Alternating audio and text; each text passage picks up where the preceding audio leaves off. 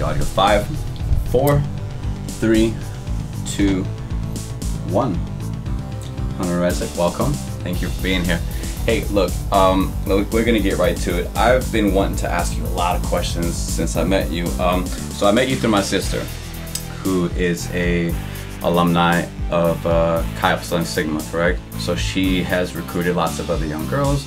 You guys go do all kinds of like community activities, service, raising awareness, fundraisers, bake sales, things like that. And I met you through her, and she lets me know that, hey, you know, my friend Hunner, she's also practicing plant-based eating, like you guys should talk about that stuff. And I'm like, that's cool, because I don't get to meet that many people, you know, who make the transition or who are, you know, living the transition. So it's good to talk to somebody like face to face versus the online thing. So one of the first things that I noticed about you is that on your Instagram page, you went ahead and told your story to the degree that you had something you wanted to talk about that you experienced since you were about 15 years old. Is that right?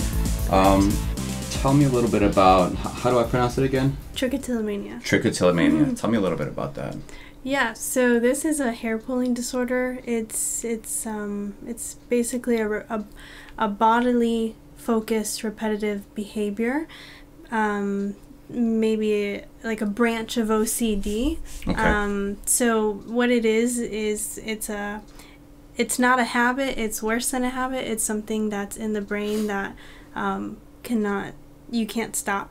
So it's a chronic hair pulling disorder, and it can be any hair on your body, leg hair, eyebrows, eyelashes, the head on your hair. I mean the hair on your head. Yeah. And mine is specifically my eyebrows and my eyelashes. It started when I was 15. And this was obviously a critical time for me. I was in high school. I was trying to fit in. And I had to learn how to use makeup to put on my eyebrows, because there was times where I just had complete patches of my eyebrows gone. And it was really hard. Now in 2019, all girls are using makeup to put on their eyebrows, even if they have a full set of eyebrows. So I find that fascinating. Yeah. But back then, when I was 15, I was trying to figure out how to look like everyone else. And it was hard because I wasn't really the best at wearing makeup, and I didn't know all the techniques. And I remember there were so many times in high school where people would say to me, why do your eyebrows look different every day? Why does it look like you have marker on your face? And there was days where I was late to school because I couldn't put my eyebrows on right, and my mom would offer to help. Do you want me to put them on? And it was tough, but it's something that I don't think about it. It's not something I think about every day. It's something I go through every day, but it's not something I think about. And it wasn't until college that I came out with my story and felt comfortable sharing. That's what I was going to ask you. What made you decide? Because like we were talking earlier, not everybody puts those parts of themselves out there. Everyone, like, you know, we talk about where we work or what we did over the weekend, where we went for vacation. We talk about the highlights. We don't talk about the down times, the low times, the hard times as openly as we do the good times. So, you know, something made you say, you know what, I'm going to share this with the world. What made you finally open up about it? I was just so tired. In college, you're tired, right? All the time from studying, I imagine. Exams, essays. I'm not a smart man. I didn't get a degree in nothing. Yeah. But I imagine it's exhausting. There's so many things that can make you exhausted. It's just so much social pressure to put on one thing when you go out in the world. And there was just a moment where I woke up, and probably I stayed up late from studying, maybe, I'm not sure. I woke up and I said, I do not want to take the time to put on my eyebrows. I don't want to put any makeup on. I really would just like to go out today and not wear anything. And it was that day that I decided I'm going to go out. And I probably had 2 people say, oh, I didn't even recognize you. And it's just like, I got to persevere, right? I got to persevere through these comments, because it's more so, at the time I knew that having a smile was going to be more beautiful than anything. So I smiled, and I was like, this is how people are going to know me. They're going to know me from my smile, and they're not going to look at my eyebrows, because I have a great smile, and I'm still me no matter what, if I have my eyebrows on or not. Let me ask you, is that something that you would notice and be hard on yourself? Like, you know, do or I don't look a certain way and you'd be hard, or do you find that it came more so from like peers? Because you said like you struggled since you were 15, and you know, we all know what 15 is like you said, you're trying to fit in, you're trying to be somebody who's not you and see what works best. So did you get pressured to look a certain way, or did you sort of like, maybe were you the one more doing that to yourself than outside pressure? Yeah, I don't think that I felt pressured by anyone. I think it was more so in my head that I had to look a certain way, and that eyebrows were normal, and therefore I had to be normal, and I had to have eyebrows. Okay. It's funny, like you know, like I said, people don't talk about these things. I told Vilma this, like in high school, like around 10th grade it was, because I have a mole that grows here, and that made hair grow faster around that area, and I would get teased, like in 8th grade I would get teased by this girl who noticed hair coming out, and that hurt, you know, like, so little things like that would make me like pick at it. I would always make sure that I'm hair free. And then around 10th grade, you know, a lot of my peers, they're like growing like full on goatees, and I'm like, damn, that's pretty fucking cool, like to be able to grow up even perfect goatee, like that's the kind of stuff that guys go through. So like in my attempts, like because of the mole and hair growing on this side faster, by the time this more so filled out, it was obviously darker on one side than the other side. So what I would do is I would take a pencil and I would darken my skin under here, so that at a far distance, like it looked even, because it was growing just enough to be like to fill out. Right. But if I didn't do that, then it looked like, you know, one side is darker than the other. So like, you know, the stupid shit that I would think, like, you know, I gotta pencil in my face before I go to school, like, so that was an interesting thing. And now you said you started dealing with this when you were 15, and you kind of like decided to put it behind you around college time, right? And you said you don't think about it much these days. Have you talked, besides telling your story, like were there people that you would talk to about this during that time? Yeah, absolutely. So I met 2 people in college actually that had the same disorder that I have. 3 people actually. Wow. One of them, we actually helped him discover that he had the disorder. He didn't even know he had it till we approached him. And it was great having that support system, knowing that there was someone else out there that knew everything that we were going through. I would love to speak with more people that have trichotillomania and build up that support system. I'm very open about talking about it now, but when I was 15, I was definitely not. Oh, hell no. No, you don't want to tell. You don't want to tell anyone that something's wrong. You want everybody to think that you're doing great, that you're confident and sure of yourself 100%. But that's the difference between now and then. Like, then it's like, you know, I'm trying to fit a certain standard, whether it's self-imposed or like, you know, taken as outside influence, whereas these days you kind of like begin to care less about what people think and want to do your own thing. I've heard of people that have certain kinds of coping mechanisms, like groups. Like these days we have like online social groups and things like that, and I grew up in a time where like the internet wasn't quite social media yet. Do you think it was helpful for you to, like, growing up in a time where like you could find online groups, communities, boards about certain things, or did you not really go that route?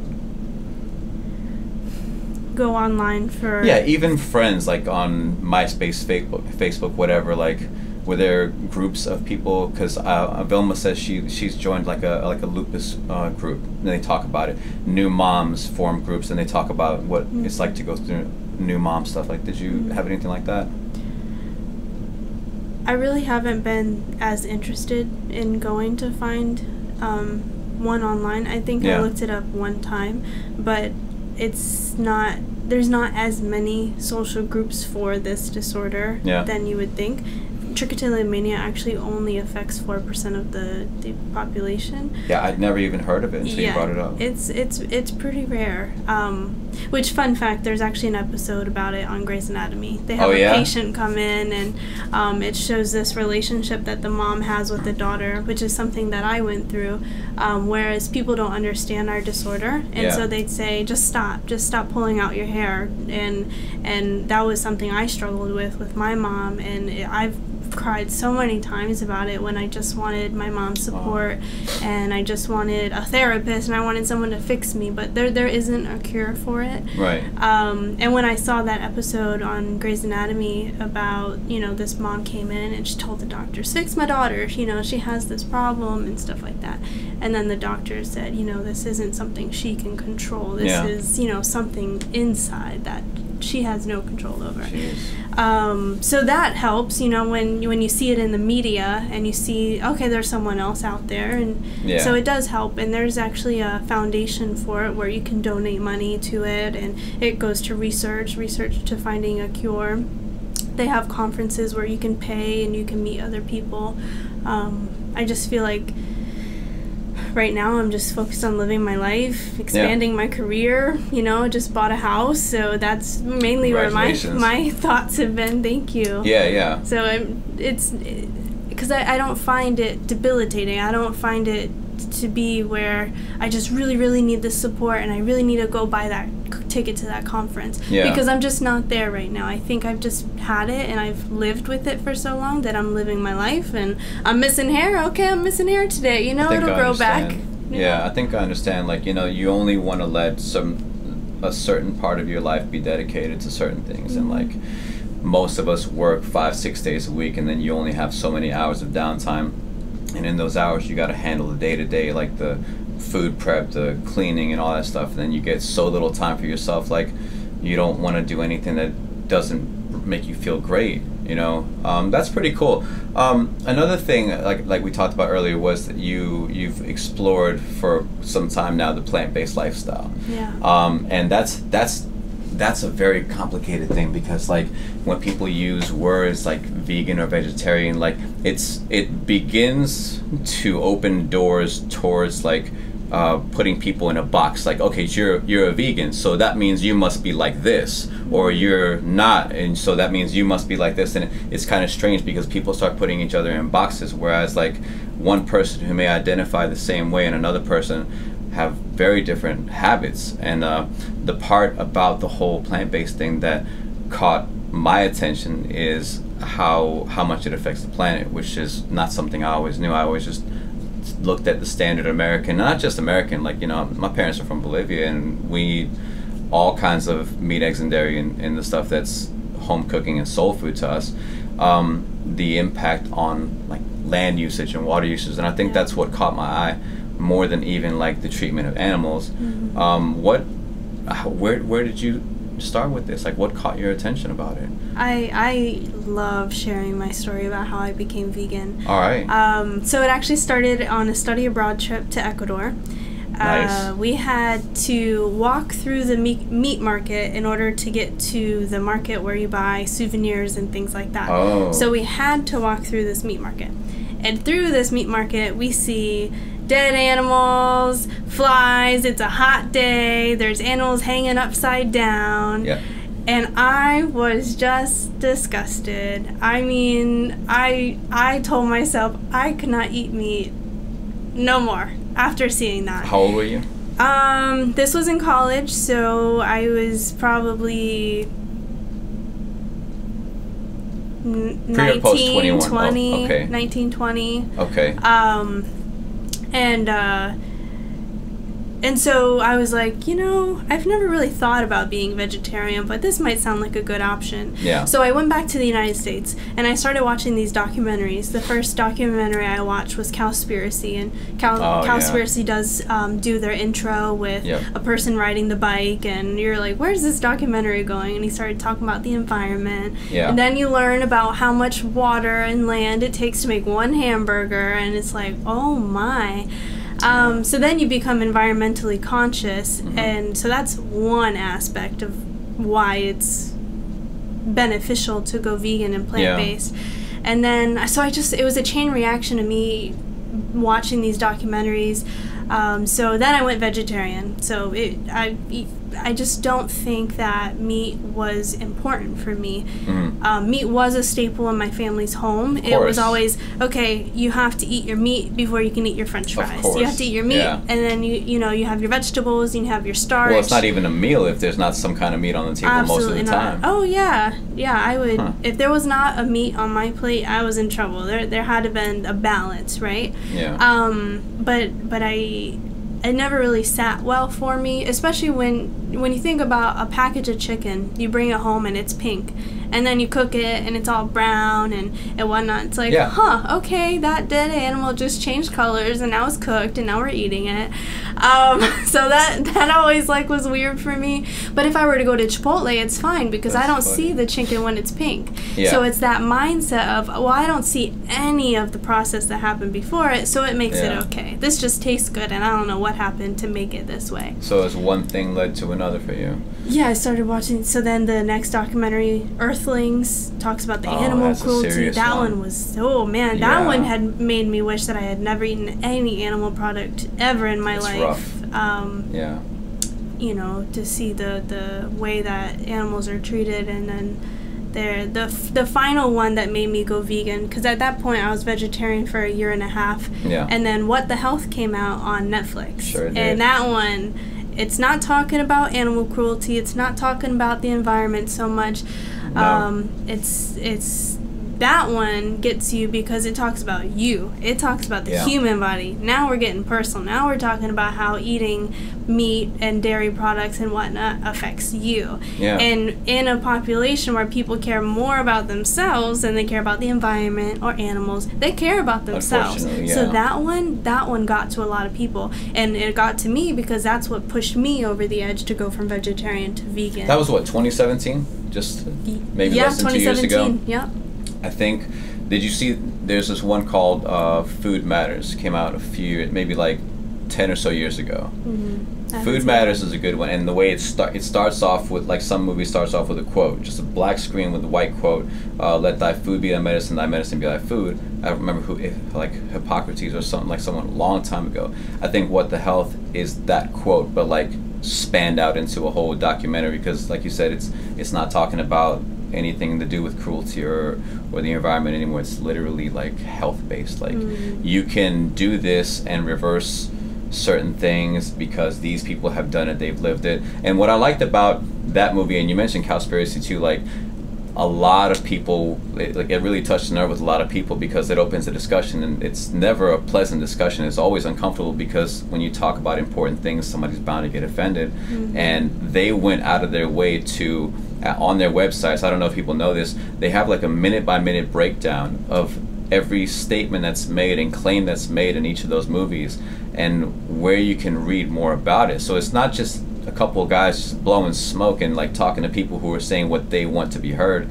It's people who have referenced, studies and all these things that you can see from World Health Organization to other agencies. So it's not just coming from the filmmakers. I really thought that was cool. It's when you source a book, it's this isn't just my opinion. I'm not just talking shit. This is stuff that's been talked about before me and needs to be looked at, the China study. That many people participating in the same effect. Or I saw this guy talk about, what was the name of the video? It was called 101 Reasons to Go Vegan, I think is what it was called. And he mentioned, and I've heard it a few times, that the parts of the world that consume most cow's milk have more cases of osteoporosis. And you can look at that as coincidence or correlational, and I'm just wow, there's just so much. All right, let me ask you, when we're younger, you come from a family that traditional diets, and so do I. We don't think about where our food comes from, right? We can watch apples get picked and strawberries get chopped, but we never see the process of how the meat gets to our plate. What do you think? What's going on in people's heads that you don't get told how certain things arrive from the farm to the plate, and at some point you either hear it from a friend or you see it do we just have blinders on? Do we just not put that much thought into where our food comes from? How do we stay so in the dark so long? Because you enjoy the taste. Again, it's about you and what brings you happiness, and this food correlates with your taste buds enjoying that food, and that makes you happy. So you're going to try to suppress that as much as you can, because again, it's about priorities. This animal being killed for me to have this food, or this food makes me happy because it tastes really good. So I think it just, I'm also a believer on repetition.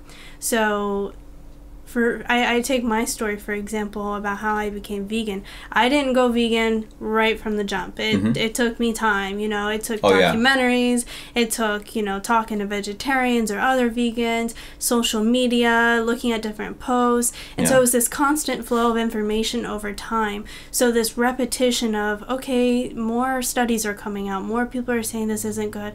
You know, more friends of mine or whatnot. So this repetition and flow of information was actually what led me to being vegan, and I think that that's kind of what makes me so gentle about talking with people about veganism. You really are. Is that I think about myself, and it didn't just happen for me over time, and that my conversation with someone, they're like, oh no, I have to have my cheese, I have to have my meat. I used to get upset when I first went vegan because I was all passionate and whatnot, but now I know, okay, this was one interaction that I had with this person. They're gonna have another interaction with someone else. They're gonna watch a documentary 2 years from now.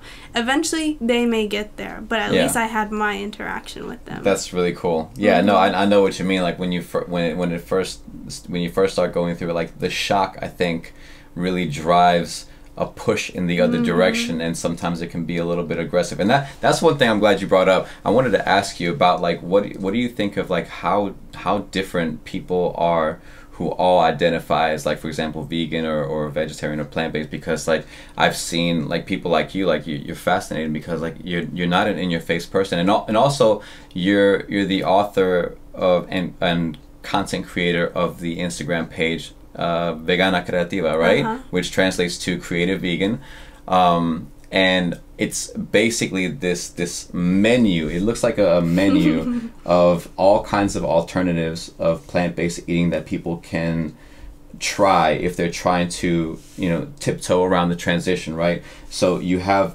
these plates that are photographed gorgeously, I think, and you have a list of the ingredients. You talk about, you know, variety, but there's no mention of animal cruelty. There's no mention of environmental impact. There's no judgment. There's no stop the this. There's no, you know, what's the word, activism and protesting. It's just options. Like, hey, if you want to try something different, here you go. And like, and like, I was especially drawn to your pancakes, like, because I'm just a pancake person. Right. So, but things like this that are like, okay, for example, vegan blueberry, vegan chorizo, maple syrup, like, that's not really hard to do. Like, you know, like, it's not like plant-based cooking and eating is something that's out of this world. So like, I really like that. But anyways, getting back to like how different all, you know, vegan types are, like,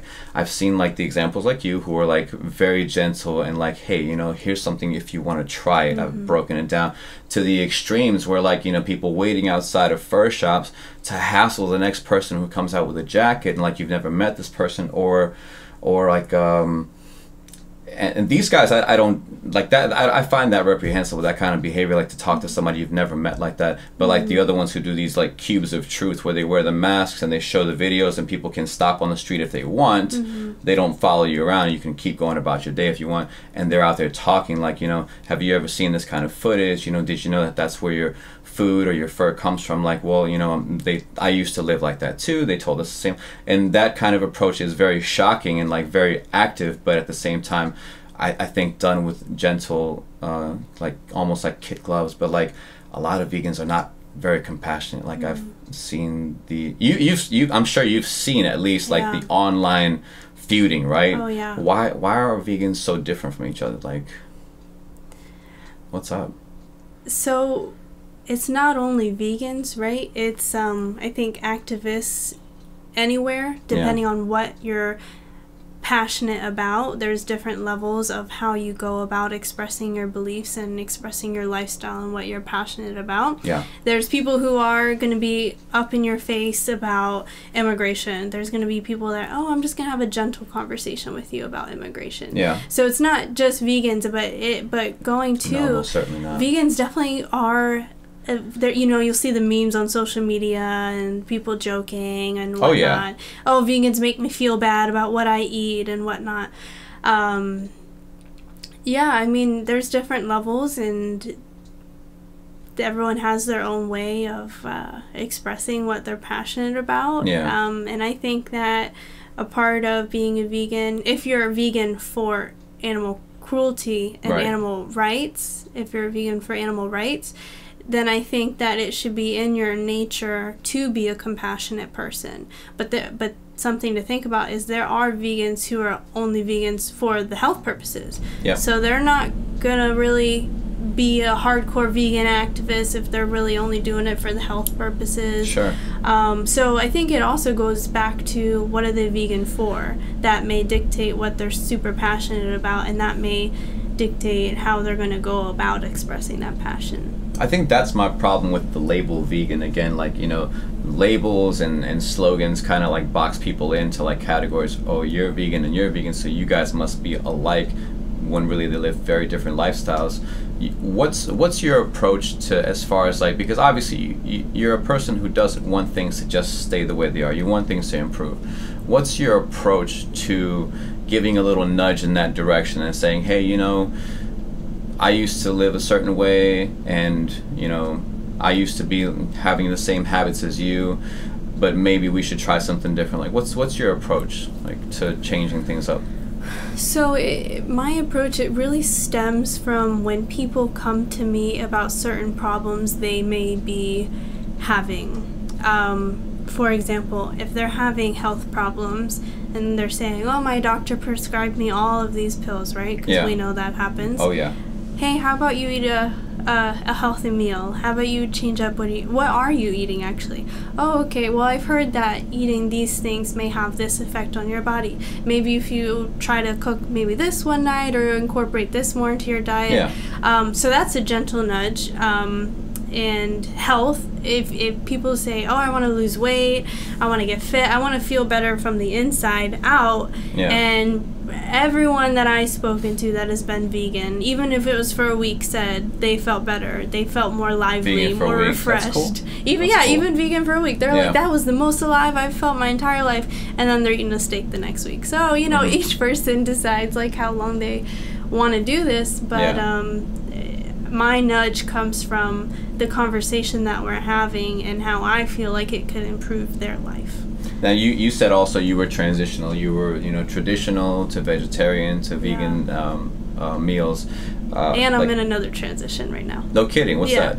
So I'm trying to go more natural, more organic, and less processed. Yeah. Because there is still a lot of processed vegan items. Oh yeah. Oh yeah. So processed, some of my favorites. You know, mine too. You know, it's just like, oh yes, I can have a hot dog and it be vegan. So easy. Yeah. So easy. Yeah.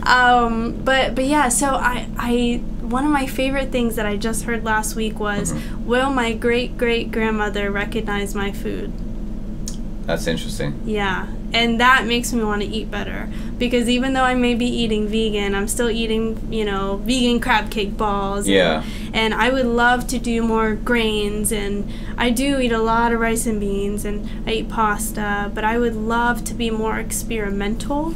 And I'm more of, now with the society that we live in, it's all fast, it's all gotta go. And I find that when I cook, it's just, man, pasta, just so easy to cook, you know, rice and beans, and I really want to get more experimental, because sometimes I can fall back on vegan substitute items because it's easy to warm up. So my transition now, like you just mentioned, my transitional phases, is trying to eat more wholesome. And then there's also raw vegans who eat raw food. Oh yeah. So that's like level 10. That's level hard 10. Stuff. Now is that what made you want to start Vegana Creativa? Is like just sharing the options that are out there, or does that come from something different? So I started Vegana Creativa because I wanted to become known for something, and I wanted to put out my passions and interests out there for the world to see. And at the time, what I was most passionate about was I just went vegan, I have to learn how to cook. Let me show you how to cook. Yeah. Because that was the best time to follow me on my page, was because I was a brand new vegan and I was posting these brand new things that I were coming up with. So it was kind of letting myself know, hey, you can do this, it's easy. Also, make sure you take a picture so you remember in case you forget what you want to cook. Yeah. So it's kind of like a recipe book, if you will. That's what it is. It's like you said, a recipe book or like a menu. Is really cool. Yeah. It's really cool. And it's a lot to go through, and I'm guilty of like the junk foods, like the Guardian kind of stuff. Yeah. But you know, like you mentioned the raw vegans, like I've found that it's not so bad to shave a carrot and just take that, like a bag of carrots as a snack. Like it might sound boring at first, but like you can actually learn to like different foods. And I used to be a firm believer that people don't change, and I've since like turned that around. I've seen people go from like eating habits to lifestyle habits to social habits. You know, they'll start cutting back on how much time they spend with certain people because they find that maybe that person is not interested in them moving in a forward direction, because then that means, hey, you think you're better than me. So I have seen proof that people can change. This is another thing I wanted to ask you. Do you think that part of the reason it's very hard for people to change is because of family? And I think it is, and I'll tell you why. Because when we decide to make changes in our family, like if we say, for example, to our parents who are Spanish speaking parents, like, you know, maybe this time I'm not gonna have the meat, I'm just gonna, you know, with all due respect, I'm just gonna fill up on the potatoes, the rice, the veggies, and there's that initial, you're straying from what we're used to, and it's impossible not. Do you think that family is like a big reason people don't do it? Absolutely. I know people personally who were vegan and then stopped being vegan because they felt like they couldn't partake in their culture anymore, and it was too hard to go home for Thanksgiving. It was too hard to go home for the weekends and to be with the family. And then who wants to eat their meal when they're being yelled at the whole time about the fact that they're not eating meat? Because why is meat so important that you have to... Obviously, this is coming from a personal place now. Sure. But I have had experiences where I'm at home and I just want to eat with everyone. You too, like you lived this too. Yes, and there was one Thanksgiving where everyone was cooking all the food that I could not eat. Yeah. I kid you not, they all started sitting down and eating, and I was still cooking my meal that was vegan, and when I finally finished it, they were already eating, and I started eating, and I'm sure then no the whole one time, noticed. oh yeah, and then the whole time it was like, well, you wouldn't survive here. You wouldn't survive in the country where I come from, because you know, you can't eat this. You know, when you're out there, you just eat whatever you know you have available to you. And that's your own family. And it's your own family, yeah. So I do think that it can be challenging. But I do think if your family is open to working with you and being supportive with you, then, you know, it's like, okay, well, you take on these dishes for Thanksgiving, or, you know, you're coming home this weekend, we'll make sure that we accommodate for you. And because what is something that I wish everyone would understand is that plant-based vegan food is a universal food. Everyone can eat. I mean, I don't think I'm wrong here. Everyone can eat every culture vegan, says plant-based eat your vegetables. food. Yes, right? Vegetables, fruit. Everyone can eat this. And that's something I still grapple with in my head, is why aren't we making more universal foods? Because when you have people over, it just makes sense to make something that, you know, no matter what, if they have diseases, if they're gluten-free, whatever it may be, as if you're making these universal foods, that's unity, that's everyone can eat. But once you start making these like heavily animal-based products, then everyone can't participate in that. That's a good point. Yeah. That's interesting that you bring that up, because like you're right, like traditional foods are traditional to certain people. Like I know lots of people who enjoy Spanish cooking but aren't so much fans of, like, you know, kebab and, you know, other kinds of spices, whereas like most people can get down with a bowl of grapes. You know what I mean? And things like like smoothie shops are becoming more popular because people want that fruit and vegetable in their diet, and it's quick and easy. You can take it in the car, you can put it in your cup holder, and you're getting your servings. Yeah, like with family, it's, man, because it's like, you don't mean to. I know like most people, I try to give people the benefit of the doubt. Like, you don't mean to like rattle the cage or you know, throw dirt at people and say, hey, what you're doing is wrong, I'm going to start doing the right way. But it's hard not to hear it that way. Like, when you hear people not participating in the old traditions, it's like, well, what's wrong with our traditions? And in a family, like, that's, man, like, that's stinging. That's hardcore. You're saying to the people that you love most and you spent your life with, you know, I'm gonna be very different than what you want me to be. That's a hell of a thing to notice in a family. So like I've myself like struggled with how to participate with because obviously we want our families to be healthy, right? I've struggled with how to participate in the encouragement part of it, like, you know, and I've found that, you know, letting them know that I'm not participating wasn't enough. Like, I started, like, sort of like what you're doing, I started sharing recipes. I'll bring, you know, certain foods over that are, hey, you know, everyone can have this. It's not just for me, and it tastes the same. Like, are you familiar with this dish called pique a la macho? No. It's this Bolivian dish. It's just chopped up steak bits, chopped up hot dogs, some kind of potatoes, like in sliced fry form, raw tomatoes, usually raw onions, and some kind of like jalapeno mix on the side. And I made a vegan version of it. Gave it to my parents. They liked it just fine. So like I liked those kinds of methods.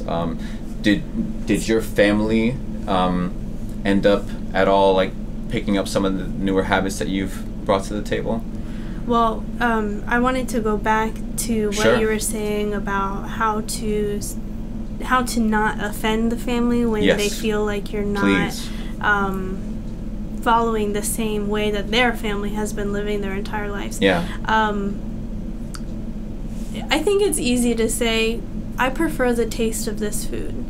Or maybe they say, well, you need to get your nutrients, and you get that from meat. Something that I always like to counter back with is I like to go to the source directly. Because really what's happening is animals are eating the earth, and we could go directly to that source and eat the earth and just get that directly to us. We don't have to eat those nutrients through another being's body when we can go straight to the source.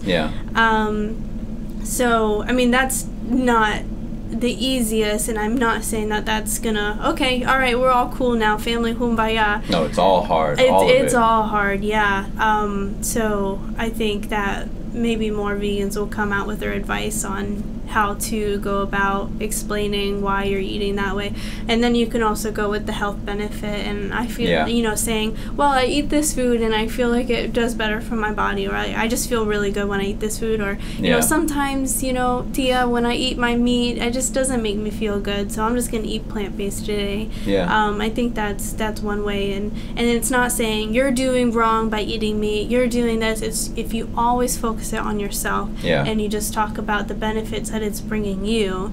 I mean, it's really hard to scream at you if you're saying that something's benefiting your body. It's working for me. It's working for you. All right. One of the things when you mention what you like to say to people, I tell people, like, if they offer me something that I don't eat anymore, I say, you know, if I had that, I'm sure I would enjoy it a lot. It smells real good, you know. Like, leading with stuff like that makes it seem like, we're on the same page. Like, I like what you got there, and I don't need to go into the reasons why I won't, but like, I've made it clear that, you know, I used to eat stuff like that, and I loved it, and it smells great, and I'm sure if I had it, I'd enjoy the taste of it. But that's really what it boils down to, because like, when you think about it, nobody eats like raw pieces of meat. Like, what we know as like burgers and fried chicken and hot dogs, it's all flavored, right? Because if you were to take just a raw piece of meat and just start gnawing on it, or just cook the flesh, no seasoning, no oils, no nothing, no condiments, like, that's, I don't know anybody who serves like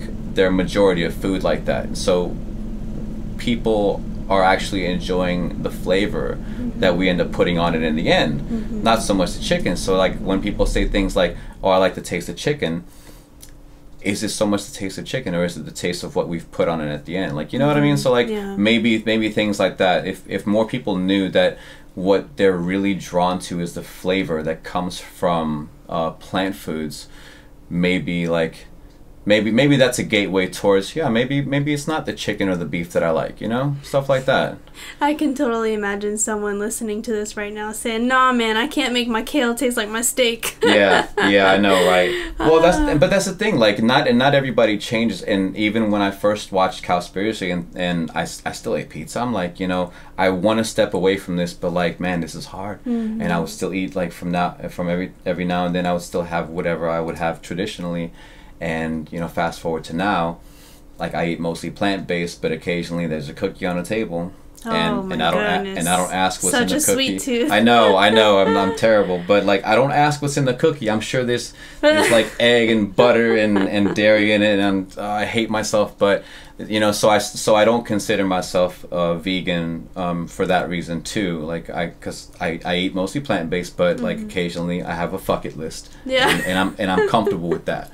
But I do see the benefit of people like switching to that, because like you said, it does mean you're getting foods from the source. Yeah. And then there's one of my favorite things that people say is that, well, plants have feelings, so if you're eating plants, you're not really riding that. And that's funny, because like, we end up feeding more plants to animals than we would need to if we were just feeding ourselves, right? Yes. So more plants are in pain under the traditional diets. I don't know. So the whole thing gets wacky, and like, it's very combative. But are there people online that you like to watch? Like, there's this what's his name? Earthling Ed. He speaks real gentle. Like, there's a guy named Joey Carbstrong. There's like Erin, Janus. Like, is there anybody online that you like to listen to that you feel like is getting it right? So, I've heard a couple of podcasts that talk about the traditional way of eating from like years ago, and the longevity of your life, and how eating plant-based can help you. Just can't remember them because they were very recent. And it was kind of like a featured, but as far as some Instagram people that I follow, funny enough, they're actually raw vegans. There's Fully Raw Kristina. She her story is awesome. Have you ever heard of her? No. So she's been fully raw ever since she was 10. Now she's, I don't know, maybe in her 20s somewhere. Yeah, I'll check it out for sure. And I think 10 years or so, somewhere after a long time of her eating fully raw, she had to get a procedure done. I think maybe her wisdom teeth out. Her body was so pure, they couldn't put her on anesthesia. Wow. Yeah, because her body was so... And her eye color changed. Her eye color changed because of her clean eating.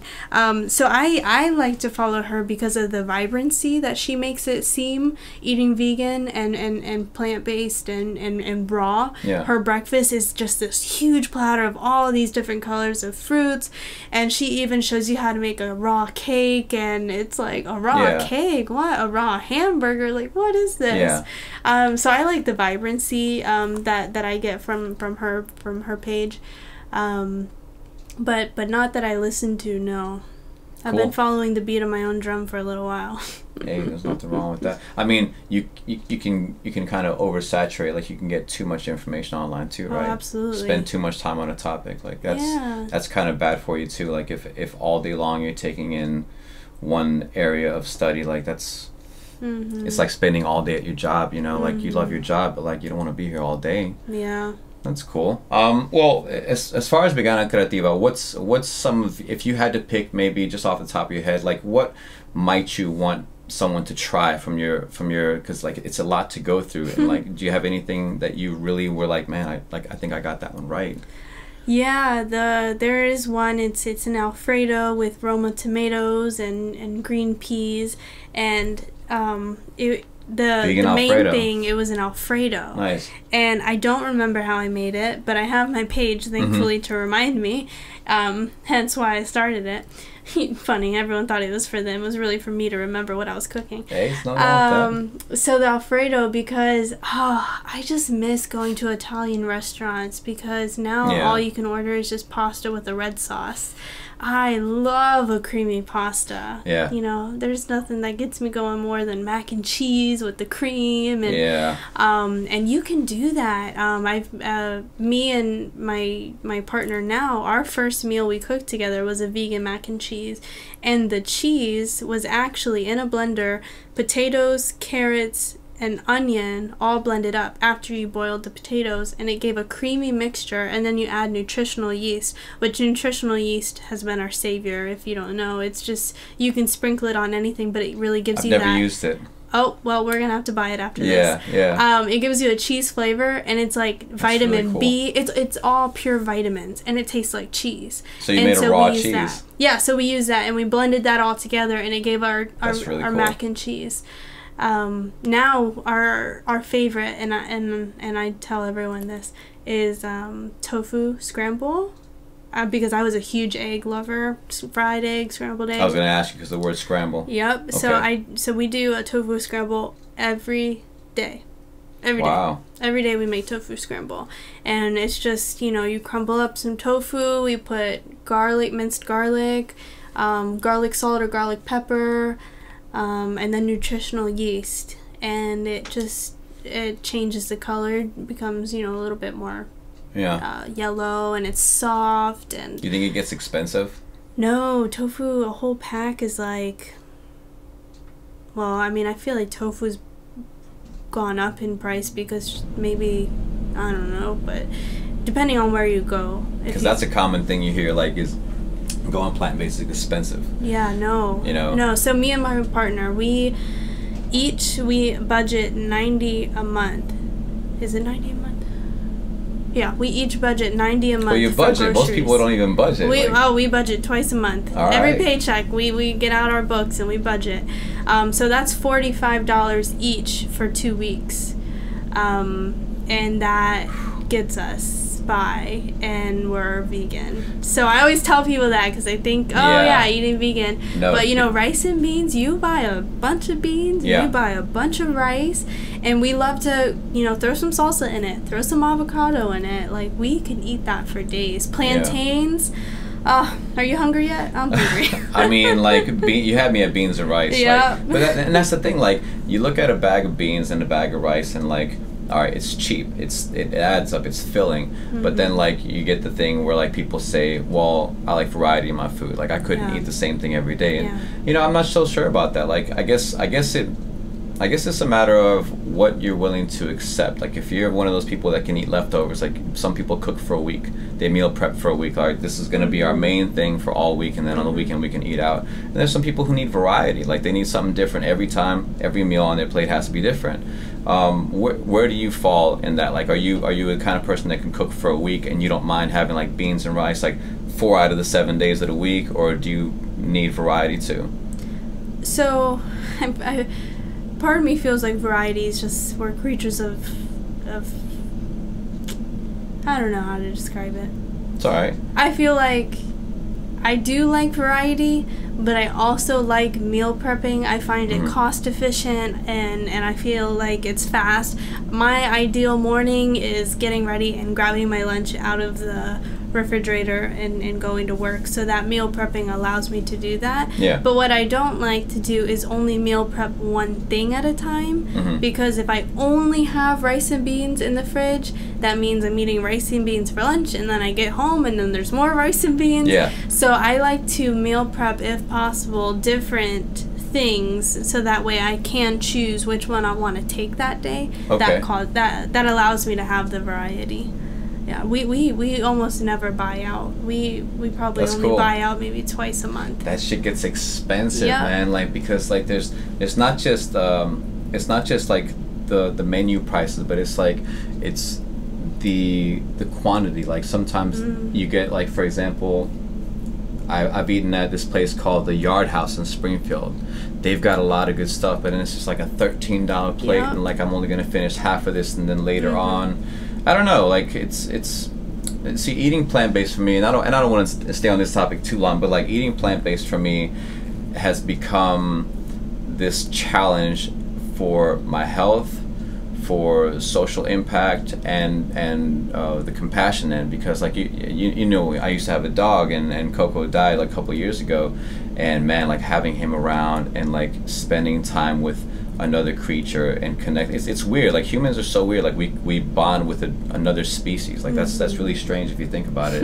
And I think a lot of the habit changes I made were because of his influence on my life, and seeing that, you know, there's not really much of a difference between a cow, a pig, and a dog and things like that. Like they all feel cold, they all feel burn, they all feel pain, they all feel separation. You know, like you take a pup away from its mom at an age where it's old enough to know what's going on. Yeah. It's the same thing with any person. It's the same thing as taking a human child away from its parent when it's old enough to recognize that it's happening.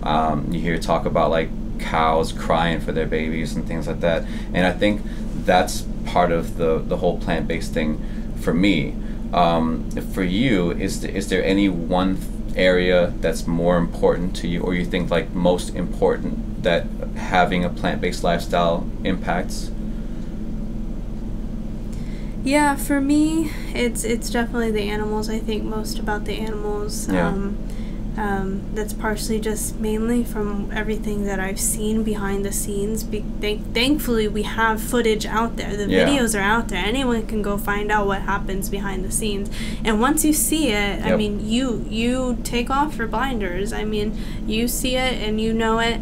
It's just a matter of, do you care about it, and is this really going to impact the way that you eat and you choose to live? Yeah. So for me, I feel sick to my stomach if I accidentally eat something that comes from an animal. Okay.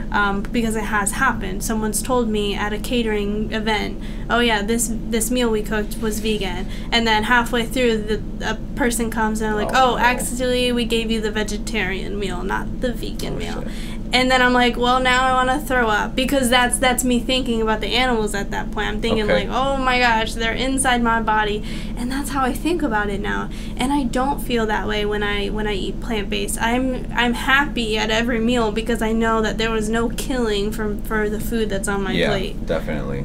And that's the thing, like the whole personal choice is something that people talk about on both ends, like the you know, plant-based and traditional. They talk about personal choice, and then I've heard that, you know, it's never a personal choice when there's a victim involved. Yeah. And that's something to think about. Like, you know, you could eat one way where no one suffers, nothing has to get killed. Like, how does it go?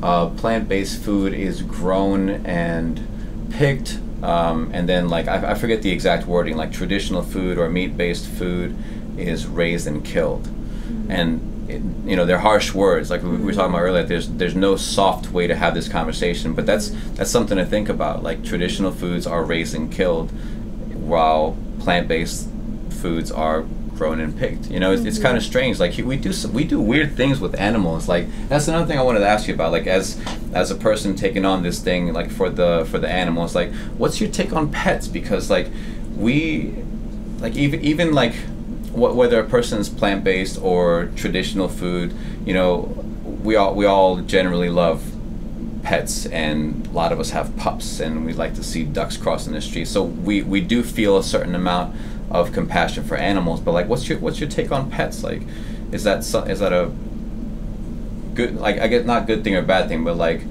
should we be doing more for animals in general, or is it a great thing to adopt a pet and give someone a home, like on that personal level? That's a very interesting question, and it's actually something that I've thought about recently. As we're growing our family, you know, it's like, oh, well, maybe a dog is the first step.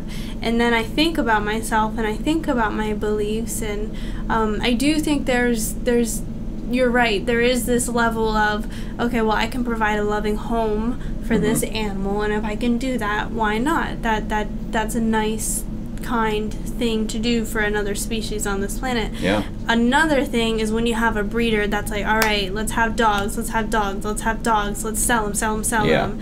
that's another thing, because when you go to visit other countries, you see dogs just roam in the street. You know, this is just a normal thing. Whereas here, we don't see dogs just roam in the street. We see them, you know, domesticated and in homes.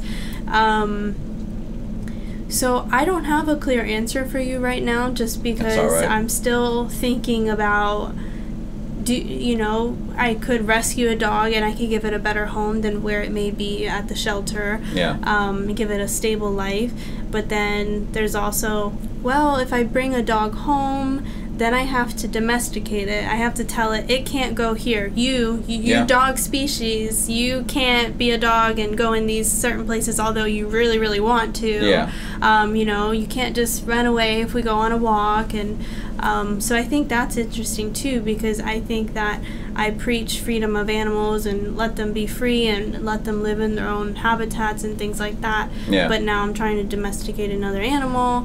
So it's hard, honestly. I mean, it's a good question. That's why I asked, because like the contradictions, like that's one of the things that I'm fascinated by, is like in this world, like the world and our upbringing often makes hypocrites out of us, and we have things in our life that contradict each other. Like, for example, me, I'm all for plant-based, but you know, I make exceptions with, you know, cookies or something like that.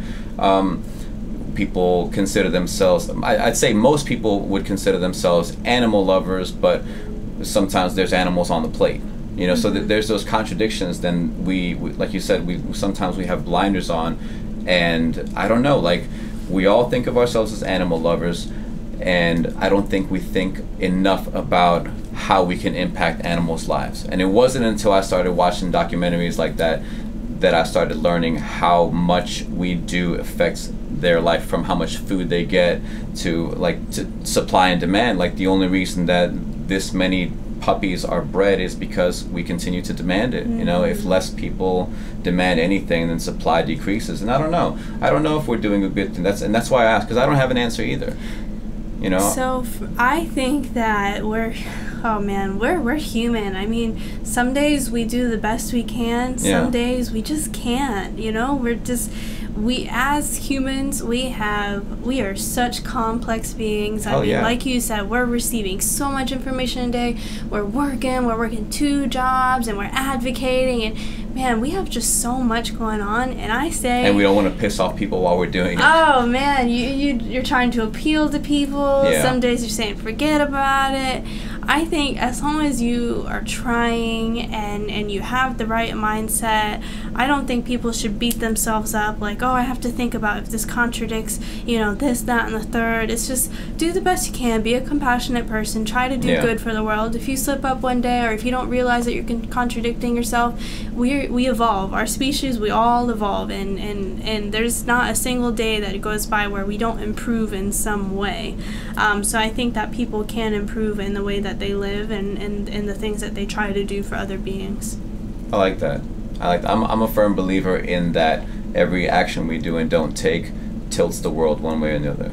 I don't think that any of us can you know, live off the grid and not have any impact, because no matter what you do, you use water, you consume resources, you have an environmental impact. I don't think there's any getting out of that.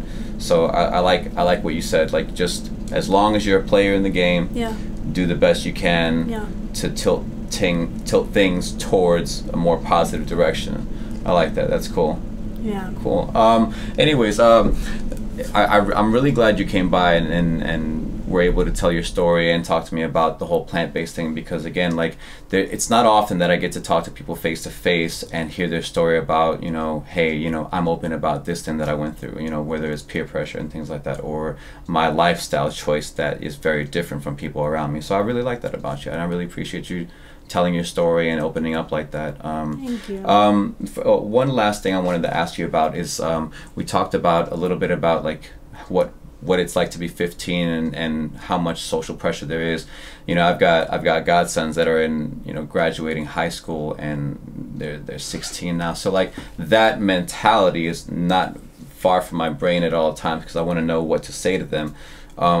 As far as peer pressure goes for you, like, for women, because I know what it's like to grow up as a guy, but I like to ask women this question. For women, do you think that the pressure to look a certain way or to not look a certain way comes harder on girls from men or from other women? Like, who makes women more insecure, men or women?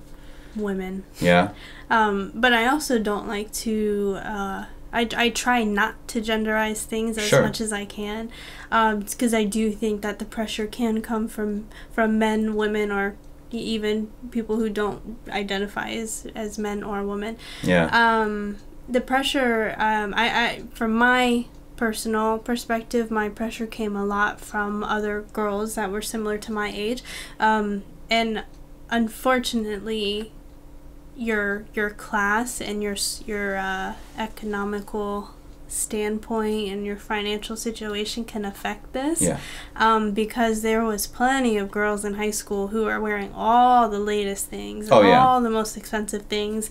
And I was wearing a t-shirt that I bought at the oceanfront because that was the money my dad gave me. Yeah. And so it was like, oh man. And I remember just begging, like, if I made friends in high school, I would ask, can I have your hand-me-downs? Can I have your Aeropostale t-shirts? Because I know you got the money to buy more, but I would love to have that Aeropostale t-shirt. I'm laughing because I can kind of relate to that. I gotcha. Yeah. Yeah. So if that answers your question, it was a lot from the girls for me. Yeah, because I can only get what I hear from people, and I was fortunate to have a lot of honest girls in high school that would tell me like the truth. They weren't beat around the bush, and they would say things like, "Man, girls are."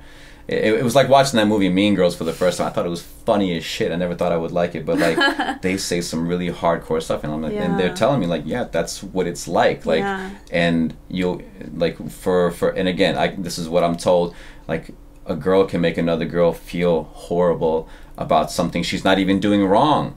Whereas, like, growing up as a guy, it was like, a guy may, not want anything to do with a certain girl because she doesn't meet his standard. But it's not like he's going out of his way to be mean and saying, oh, you're nothing. That sometimes more than often came from the girls. Like, it's like, I'm gonna destroy your reputation for this reason that I have a problem with you, or because like the guy that I like likes you instead of liking me. So like that was kind of hardcore. Like for me, it was like the pressure as a let's say high school age came more so from competing with other people, like, because like you were talking about, girls have the latest clothes. Same thing with guys. Like, if you're one of the guys who's first to get a car, or like you have access to the shoes are just how much nowadays, and which basketball player is sponsoring them. Those are just ridiculously expensive.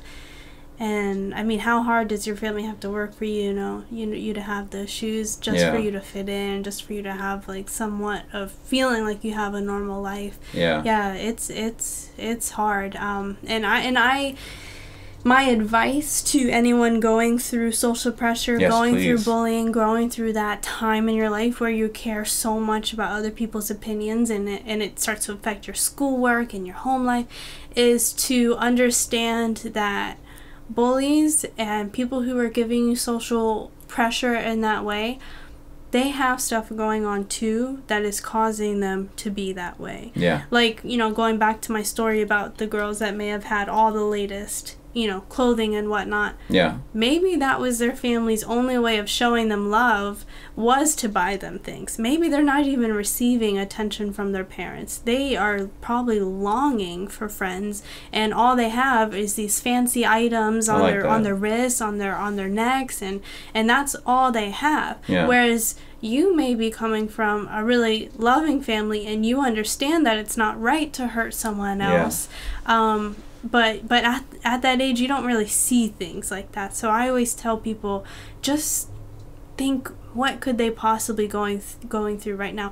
Even us at our age, and our coworkers and in our work lives, if you see someone that's just completely different than how you would be, think about what could they have gone through that had led them to this point in their life. What trauma may they have gone through? What love did they not get from the right people that they really needed at that time in their life? That's a good point, because we see the surface. Like, if we look at, and again, I'm trying to think on my godson's level and that young level, and what I might have wanted to hear or needed to hear.